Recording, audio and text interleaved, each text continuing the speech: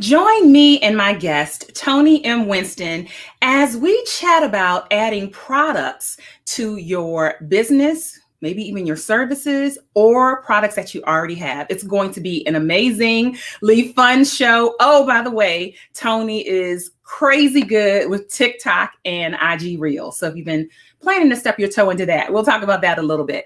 We're going to get right into it right after this quick intro. Don't you move. Whoa, whoa, whoa, whoa, whoa, whoa, whoa.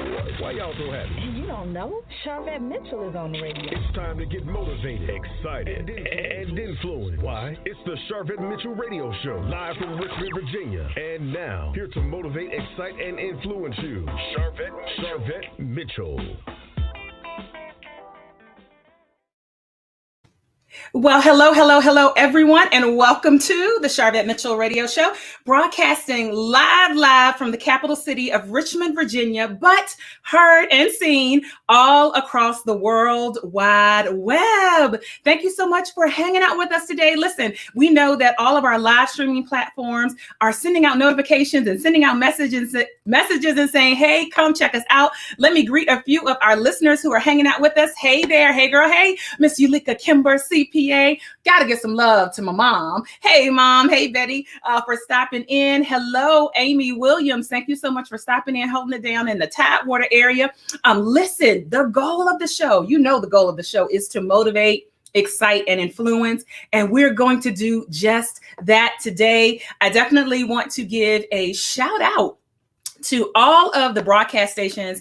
If you check us out in iTunes, we appreciate you. If you're checking us out, Spotify later on, if you're on charvette.com and you're saying, oh, I love hanging out here. Listen, we're glad to have you. We're glad to have you as always. And we're super excited for our media sponsor.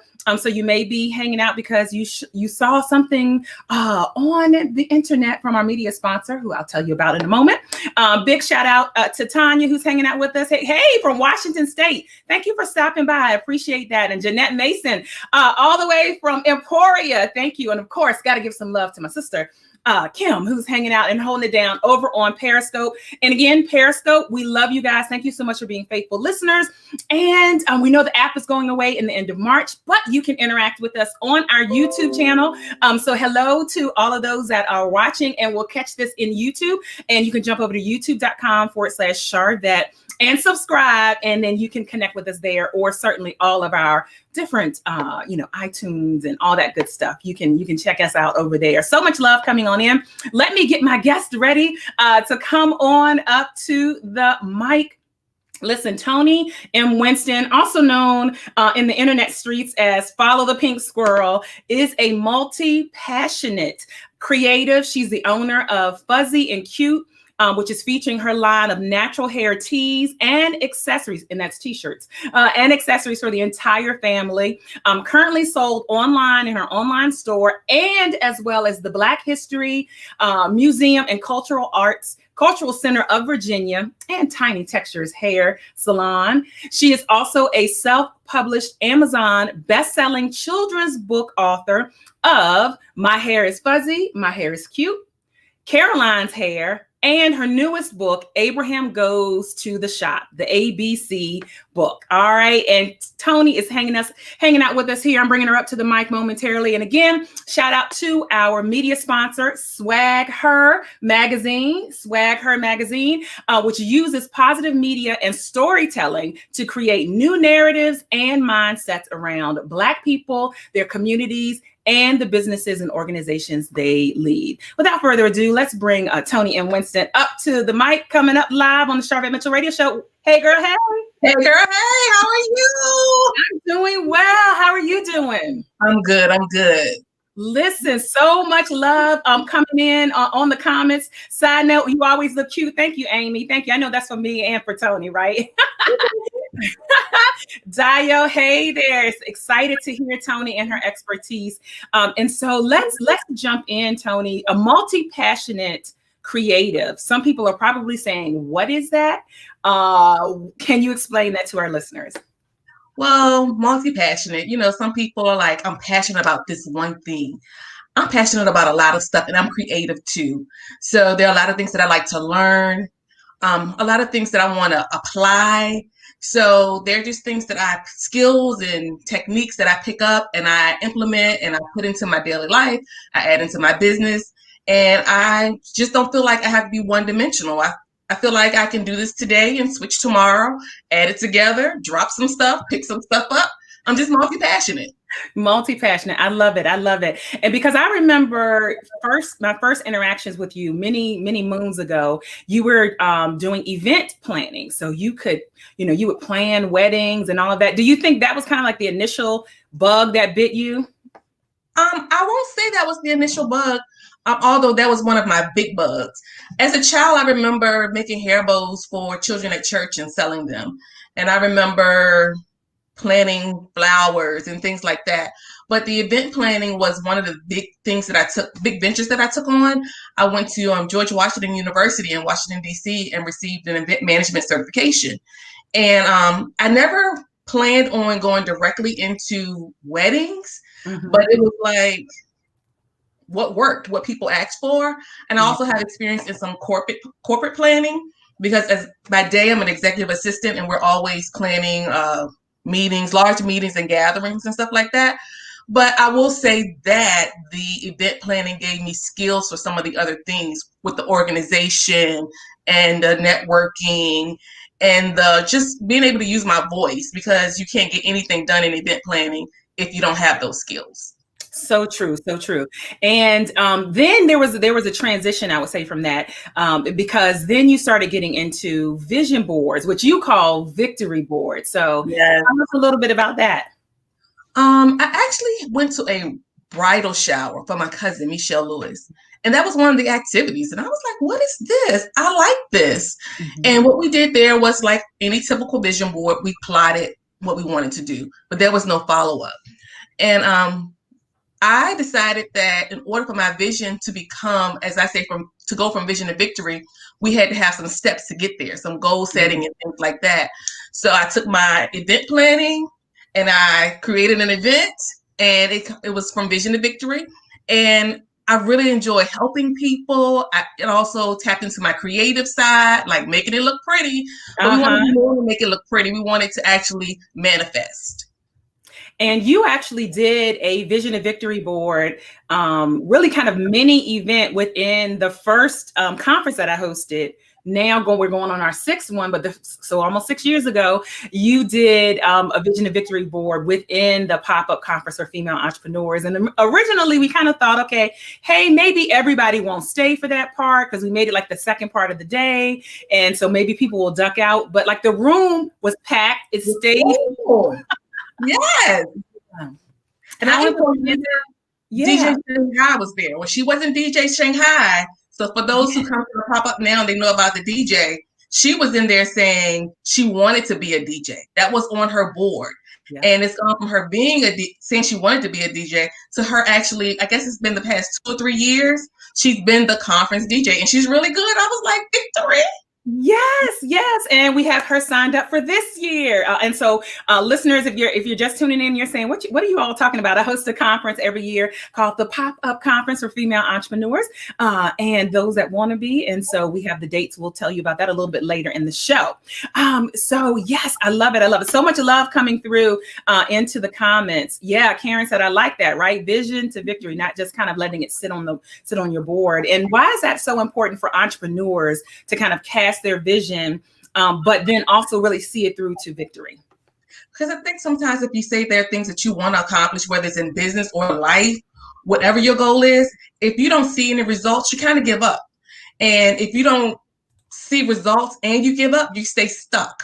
So you don't want to stay stuck in things. And there may be things you put on your board that may be audacious, things that you probably feel like I can't get to, but it doesn't also always mean that it's something that I have to get done in this moment. And it also doesn't mean that how I put it on the board is how it's going to show up in your life down the road. Oh, that's and good. I know we're going to talk about the books, but that's an example for me, like things that I put on my book. At one point, I put something about hair. I was in cosmetology school, multi-passionate, but I was in cosmetology school. And what I thought the hair story looked like for me then is not what it actually manifests itself to be. Wow. Okay. And we're going to jump into that because I know y'all are like, wait a minute. What's the tie-in to that? What's the tie-in? We're going to let you know. Thank you. Thank you, Amy. She said, I'm looking at you too. Like Miss Obama look at Miss Harris. All right. We are highly honored for that compliment. Absolutely. Absolutely. So that's a great segue. And let's talk about your book. So your very first book that you put out, My Hair is Fuzzy, My Hair is Cute. Tell us, number one, about the title, and then why you even came up with that concept. Okay, so my first book was My Hair is Fuzzy, My Hair is Cute, or is My Hair is Fuzzy, My Hair is Cute. And I'm not fuzzy today, but I'm still cute. Yes. Skylar is my daughter. She'll be 13 soon. Wow. So at this point, she was in preschool. So she's probably four-ish. And one day I had a doctor's appointment. I think the daycare was closed and she had to go. So I'm in the doctor's appointment, and this is back when I had a BlackBerry. So remember, she was four. So this is 9 years ago. Yeah. And we were talking about her hair. And one of the reasons we talked about her hair is because at any school that she's actually been to historically, most kids don't look like her. And I sent her to these schools because I want her to go to the place where she is best suited educationally. Mm-hmm. And she was talking about her hair, and she was like, Mom, my hair is so fuzzy. And I said, but your hair is cute, Skylar. And she was like, So from that point, I'm in the doctor's appointment, and I have my BlackBerry, and I'm like, my hair is fuzzy, my hair is cute, my hair is things just started coming to me, and they were like affirmations for her, because I wanted her to understand that although it's fuzzy doesn't mean that it's bad. I know you see these people out here who have hair that doesn't look like yours, but it doesn't mean that yours isn't acceptable. So it was something I wanted her I guess it was just really for her. Yeah. And I realized that once I started something that was for my child, that other children needed it. And hence, I went out and found a illustrator and created the book. And it wasn't something that happened right away, because I said she was 4 when I got the whole download of the book. She was a lot older, maybe 2 or 3 years older when I actually published the book. It was because I needed to find an illustrator. I needed to have the funds for the illustrator. I needed to understand the process for self-publishing a children's book. Like my illustrator says, I used Amazon. I was like, okay, what does that mean? So I had to do the work to figure it out to become a self-published author that actually hit #1 in children's books at that time. All right. Amazing. Clap, clap. We need a clap track. We need a clap track here. And thank you, Yulika Kimber, who is posting the actual site there where you can go check it out. My www.fuzzyn.cute.com right there. So screenshot that and go ahead and you grab that. And a couple people that are here that are listening are saying they bought the book. They have the book for their children, and it's an excellent book. So thank you for all the comments that are coming in around the book. Awesome, awesome, awesome. And so up until this point, you didn't have a physical product. And so because everything you had done really previous to that was service-based. So what was it like adding a physical product to kind of your offering? Well, initially I had an idea. I was like, let me make a shirt. And got the design together, figured that out, made the shirt. Didn't really push it, but I knew I needed something to help substantiate the book. Like books would sell, and like anything, you have to market it and you have to push it. But I wanted something else, and I wanted to go from just having a book to building a brand. So I introduced initially the shirt. But I didn't know how to make it happen. I just know I got a shirt. Shirt seemed like the natural thing to do because everybody was selling shirts. So I had my first shirt, and that was it. So every now and then I would say, here's a shirt. I think one of my fears was actually having a bunch of inventory. Like, how am I going to sell these shirts? Yeah. Who's going to buy shirts? How do I build a store? But I did know that I wanted to go from a book to a brand. And just like I had to figure out how to go from I want to write a book and how to self-publish, I also had to figure out the steps for actually not, and people probably say anybody can make a shirt, but to have products, you have to understand how to market them, how to get in front of people, what actually sells. Like, I think I like something, but everybody doesn't like it. So it was just a matter of educating myself, surrounding myself with people, putting myself in groups, and doing the work. And so it went from books to, then what was the next thing that you added related to My Hair is Fuzzy, My Hair is Cute? So I also added the book Caroline's Hair. So Caroline's hair actually still came from this time at preschool because there was a little red-haired girl named Caroline. And I actually had the illustrations for Caroline's hair done at the same time that I had my hair fuzzy done. But I didn't release Caroline's hair until maybe 5 years later. And one of the reasons for that was because my initial release of my hair is fuzzy, my hair is cute had no marketing plan. It had no plan, no plan at all. Like I hit send, I hit publish, and then I was like, I got some books, y'all. You know, yeah, friends and family brought the books and everything, but I didn't want the same things to happen with the second book. So lots of support with the first book, but it didn't go how I necessarily needed it or wanted it to go. So when the timing was right, I put out Caroline's hair. And with Caroline's hair, I started saying, well, let me add some buttons. Let me add some additional shirts. Let me add some stickers. Let me build a Shopify store. Let me dabble in Facebook ads. So it was stuff like that I, you hear things and you try things. Yeah. And just make it happen. And even with the release of the third book, I don't know if we're actually there yet. But talk about, that's a great segue. Let me, because I want to introduce the third book. I want to introduce the third book, right? We got a little something to introduce the third book. I do want to capture. Toya said, looking forward to checking out Toni's TikToks, which is a great comment there, because you have done a really amazing job of keeping your audience engaged with I really call it lifestyle branding with video and with these short form vertical videos related to TikTok, and then you put it on your Instagram reels. Do you think that's a good strategy for people to follow by adding video, these kind of short vertical videos to their marketing plan? I do. Some people are probably like me, and I am not as profound as Ms. Charvette with these Facebook Lives.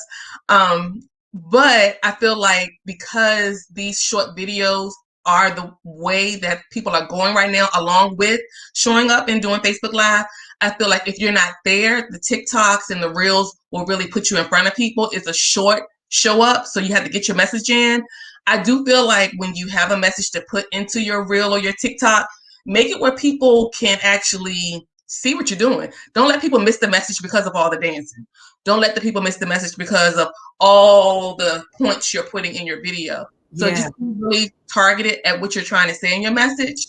And like I put up a video the other day, it wasn't necessarily business related, but it was something that people could relate to, or people could see and be like, oh, let me come back and see what she's talking about tomorrow. So I really think that if you're able to, that you should look into adding this. And I know I say I'm creative, and some people are like, I don't know what I'm supposed to do. Some of it is just putting your own spin on something that someone else has already done and putting it out there for your audience. So don't think that you have to come up with some original script. Like what I put up Sunday, it was somebody else's video. I used that audio and I just showed up. So I just think that you should go out there. It's fun. It does take a minute to figure out, like, what am I doing? But when you put it up, you're like, oh, like I told Charvette the other day, oh, I'm just watching my TikTok for the 99th time. It is fun.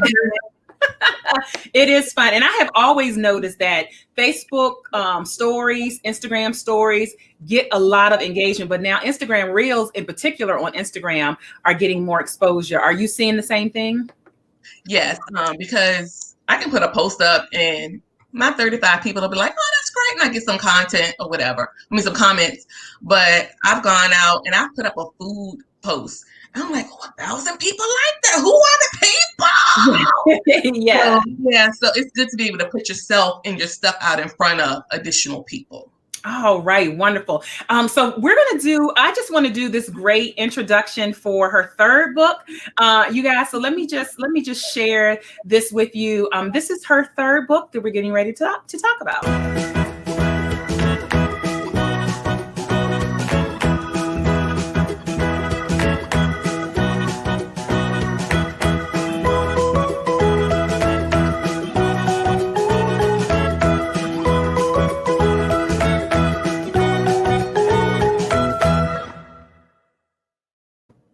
All right. What a great intro. So tell us about this particular book. Abraham goes to the shop. So Abraham was something that I had on the computer. I was like, I'm going to make an ABC book one day. A is for Abraham, my new best friend. So, because I needed something for the boys. I have godsons. I'm a Mimi to 4 little boys. And I know nothing about boys. And I was like, well, I need something for them. You know, I got something for my girls. I need something for my boys. So I started with the little ABCs and I had it written out. My other 2 books, I had an illustrator who no longer illustrates, does commission work. She's with the big wigs now, so she doesn't do any commission work. And Abraham, really, the artwork for the book wasn't really, I didn't have artwork, but COVID came. So I was like, well, let me pull out this Abraham thing. Let's see what I can do, because we sit in the house and there's only so much stuff on Netflix. So I know we all use Canva. But one day I was on LaShonda Henry's page on her Instagram, and she had this little figurine on there. And I was like, what's that? Where'd you do that? Who did that? And she was like, oh, I did this in Canva. It's a lot of shapes and layers and da-da-da-da-da-da-da. And I'm like, oh. I went and tried it. So, so when I went out there to try it, I made some people. And I was like, I did help Dominique, yes. But I made some people. I was like, Yulika, look at this. Sharpette, look at this. I was like, I got 5 people. But they were supposed to be a part of the book. So then as I kept on going, I was like, I can make this a part of the book. So Abraham is my COVID baby. It's for my baby boys and my big men, Dominique. And I just took a stab at something. I just did the work. People talk about I talk about in From Vision to Victory, having a growth mindset. Yeah. I decided that this was something I could do. I didn't say I don't have an illustrator. I didn't say I can't figure it out. What I said was I have time. Yeah. I got time, and it didn't cost me nothing but my $12.95 a month. And I made it work. So there are things that I feel like people probably have on their computers, laptops, thoughts. Y'all, I need my fuzzy hair because this straight hair is killing me. But some thoughts that you may have, and I just think if you open your mind up, you can get it done. I say and sometimes, in all honesty, I'm like, oh, I didn't really illustrate that. But then I had somebody who's an artist and no, those are vector illustrations. You did do the work. And sometimes we put ourselves in boxes that don't understand that we have the ability to do things. So, you know. And I love that. And your products are in the Black History Museum and Cultural Center of Virginia, which is so notable and so amazing. And I love how I think a little African-American boy picked up the book and said, is this me? Is it? Yeah. Black one say that they're to their mom, is this me? It looks like me. And they just knew it was them. This little boy named Donovan. And and I think I've had a couple people say that their nephews or their kids felt like they were the boy looked like them. And it's like representation matters. In this day and time, there's so many kids out here. You can go and buy a book, but it's hard to find something where people look like us or our little one. So I was just so happy to make that happen, and happy to make something that's educational, and happy that the Black History Museum is like, come on in, you know, and I'm looking for other avenues to actually promote the book and get in more retail space. But I'm just excited about what I was able to create when I wasn't even looking to create this thing. Wow. And you've got buttons, you have stickers, and you have that are for the girls and also for the guys, and all of this whole product line. So we're going to take a quick commercial break, but right when we come back, less than 50 seconds, you guys. Toni, I want you to share with the audience some tips around if they want to add products. Because again, we started off that you really started as a service-based entrepreneur. So I want you to share some tips if people want to add products to either their current products or to their current services. So we're going to let you hang out in the virtual studio. And again, welcome to all those that are tuning in. This is Sharvette Mitchell, broadcasting live from the capital city of Richmond, Virginia. And you're listening to the Sharvette Mitchell radio show. And here's a quick commercial. Drum roll, please, announcing the 2021 pop-up conference dates.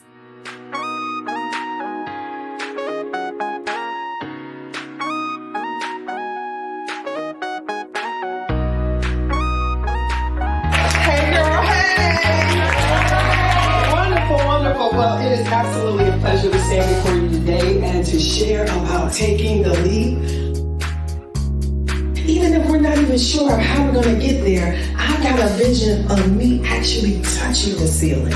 I've got a vision of me actually reaching the goal. We are just day one. It's like every turn that I made, God was just like opening up doors, and I didn't even want to do this. So after that year, it was just that push that really caused me to pivot my brand. And so I decided to just put everything that I knew, everything that I had, my personality. God is calling you as a woman to do whatever your calling is. You can do it. I think if you price by value and you price by results, you'll get that kind of response. If you miss this, you are gonna be sorry. Oh, she does this. Okay? That's becoming a local celebrity. You do that by showing up as often as you can. With your thing. With your title.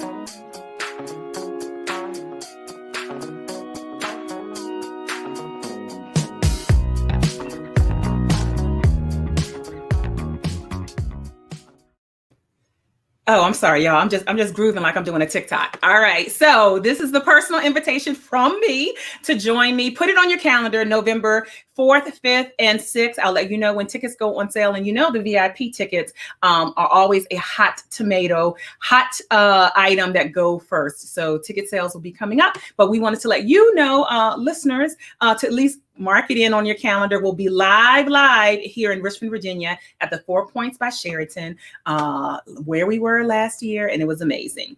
All right, so let's bring my guest back in. Toni M. Winston is hanging out with us again.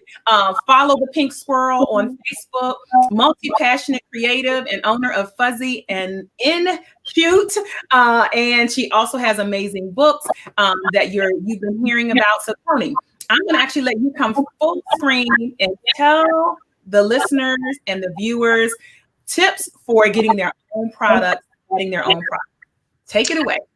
Okay. So I, at the pop-up this year, I gave 4 stages for deciding if you would like to have products or whatever. And the first stage is deciding. You have to decide what it is you want to sell and how you're going to sell it. Because I think sometimes we just say, I'm going to sell ink pens, but how are you going to sell the ink pens? What kind of ink pens are you going to sell? So decide. So the first thing you want to do is decide what you're going to sell and how you're going to sell it. Because I think sometimes we show up with what I call step 2, design. We got all these things laid out, but we don't know how we're going to get it to market. So when you decide, things to decide, like I said, what kind? Am I going to do print on demand? Am I going to have bulk items? Am I going to create them in-house? So 1, you want to decide what it is you're going to do and how you're going to do it. Then you're going to design. When I say design, I don't mean like your word perfect design. Are you going to hire a designer? Can you design? Do you know what kind of files you need? You know, things like that. So you need to educate yourself on the design factor for your products. What size does it need to be? Just the other day, I was talking to someone and they were like, oh, I made this design. I'm like, well, how many DPIs is it? What does it look like when you enlarge it? Can you enlarge it? So you need to understand the design stages of it, okay? Once you have decided what you're going to sell, how you're going to sell it, and you know what it looks like, then you can start selling, okay? But what platforms are you going to sell on? Remember, we're back at the decide. Are you going to go to the farmer's market? Are you going to Shopify? Are you going to drop ship?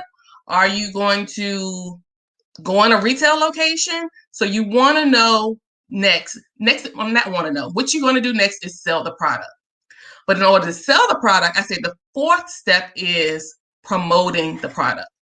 Because one of the things that I said was, if you make it, they will come. You know that whole field of dreams. If you design it, if you build it, they will come. And what I've told people is those are lies. Because I have built some things and nobody has come. So what you have to do now is promote the product. So are you doing Facebook ads, Instagram ads? Are you doing Google ads? Are you, what are you doing? How are you promoting this? So if you're not promoting something, if no one knows you have the item, it will not sell. And I think that's what frustrates people sometimes. You've done all the work. You've decided what you're going to do. You've designed it. It looks bomb. Now you're selling it, but you have it to sell, but nobody's buying it. That's because you haven't gone through the steps to promote it. So remember, if you build it, it does not mean that they will come. Some instances you will catch on. You may have done that TikTok in that shirt, you out there like this, and somebody sees it and you go viral and blow up. That's great. But then you have to also remember, how am I producing it? So all of it goes hand in hand. So if you blow up and they do come, think about, how am I going to make it happen? Am I print on demand? Do I have the manpower to sell it in-house and make it in-house? So those are my 4 steps. You're going to decide, design, sell, and promote. I love it. O to the M to the G. Toni, how can they connect with you online?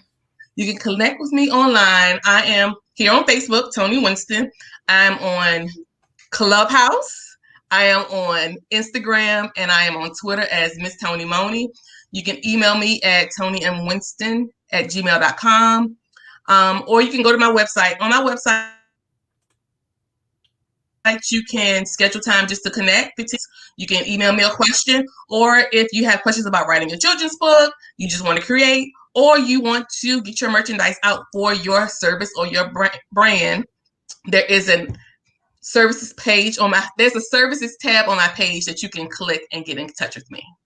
All right. I love it. Our time flew by. Thank you so much for stopping by the Sharvette Mitchell Radio Show. We're going to keep our eye on you. All right. Thank you. Thanks for having me. You're welcome.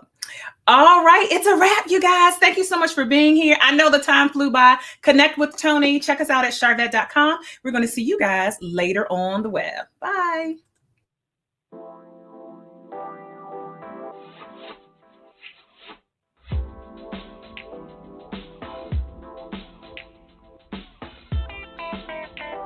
Live from Richmond, Virginia, you've been listening to the Sharvette Mitchell Radio Show. Catch Sharvette Mitchell every Tuesday at 6 p.m., interviewing all the stars you want to hear from. So until next week, stay motivated, excited, and influenced. This is the Sharvette Mitchell Radio Show.